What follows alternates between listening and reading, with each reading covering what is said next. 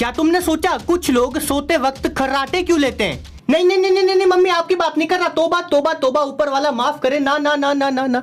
देखो, नॉर्मली जब हम सांस लेते हैं तो हवा हमारी नाक या मुंह से होते हुए गले तक जाती है और फिर विंड पाइप से होते हुए छाती तक जाती है। अब होता क्या है कि जब हम जगे होते हैं तब हमारे शरीर का हर एक मसल अच्छे से काम कर रहा होता है, कोई भी रिलैक्स कंडीशन में नहीं होता। पर जब हम सोते हैं तब हमारे मसल रिलैक्स हो जाते हैं, मतलब गले के भी मसल रिलैक्स होंगे। इसकी वजह से जहाँ से हवा जाती है वो जगह थोड़ी सिकुड़ जाएगी। अब होगा ये कि जब हवा अंदर आएगी तो वो जगह कम होने की वजह से यहाँ प्रेशर बनाएगी और प्रेशर की वजह से ये रिलैक्स मसल धुड़ धुड़ वाइब्रेट होने लगेंगे और बस जनरेटर चालू। मम्मी यार